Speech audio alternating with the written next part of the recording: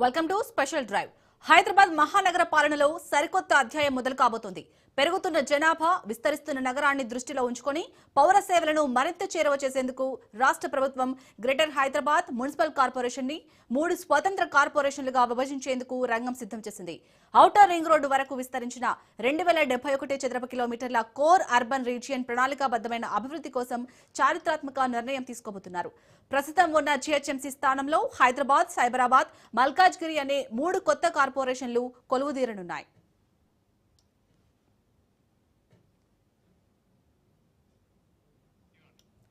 Hyderabad municipal corporation నగర గుండెకాయ వంటి ప్రాంతాలను కలిగి ఉండనుంది.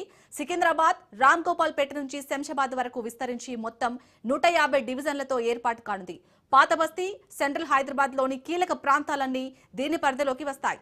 ఐటీ హబ్ గా పేరుగాంచిన పశ్చిమ హైదరాబాద్ ప్రాంతమంతా సైబరాబాద్ మున్సిపల్ కార్పొరేషన్ పరిధిలోకి వస్తుంది.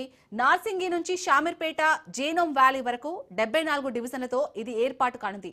ఉత్తర తూర్పు హైదరాబాద్ ను కలుపుతూ కీసరా నుంచి పెద్ద అంబార్పేట వరకు 76 డివిజన్లతో మల్కాజ్గిరి మున్సిపల్ కార్పొరేషన్ ఏర్పడనుంది.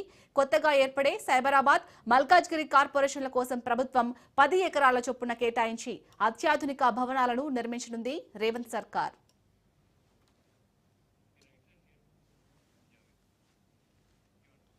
నిజాం నవాబుల పాలన నుంచి అంచెలంచెలుగా ఎదుగుతూ వస్తోంది హైదరాబాద్. అసఫ్ జాహీ ప్రభుత్వం 1869లో పురపాలక వ్యవస్థను అమల్లోకి తెచ్చింది.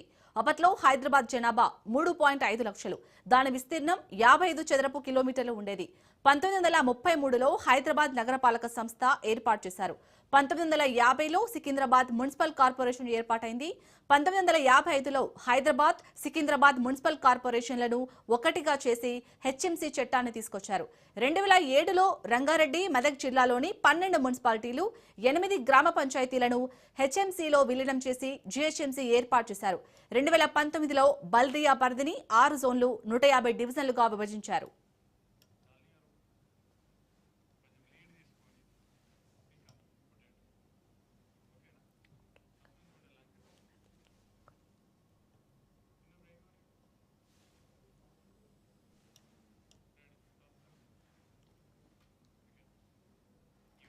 ఇటు ప్రస్తుతం ఉన్న జీహెచ్ఎంసీ స్థానంలో అయితే ఇటు హైదరాబాద్, అలాగే సైబరాబాద్, మల్కాజ్గిరి అనే 3 కొత్త కార్పొరేషన్లు అయితే కొలువుదీరినట్టుగా తెలుస్తుంది. దీనికి సంబంధించి పూర్తి డిస్కషన్ మా ఇన్పుట్ ఎడిటర్ శ్రీకాంత్ అందిస్తారు. Srikanth, over to you.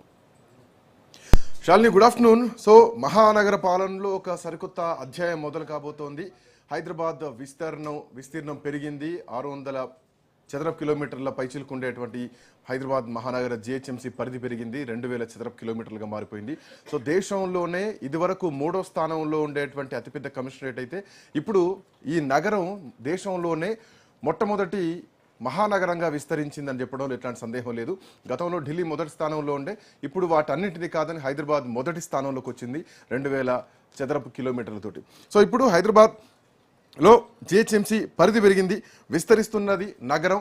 So వాటిని దృష్టిలో పెట్టుకొని ఇంకా మరింత సేవలు అందించాలి, పరిపాలన సౌలభ్యంగా ఉండాలన్నటువంటి ఉద్దేశంతో రాష్ట్ర ప్రభుత్వం ఒక నిర్ణయం తీసుకుంది. గత సుదీర్ఘకాలంగా జరిగినటువంటి ఒక మేధోమథనానికి ప్రభుత్వం ఒక ఎండ్ కార్డు ఇచ్చి హైదరాబాద్ నగరాన్ని విస్తరించేస్తోంది.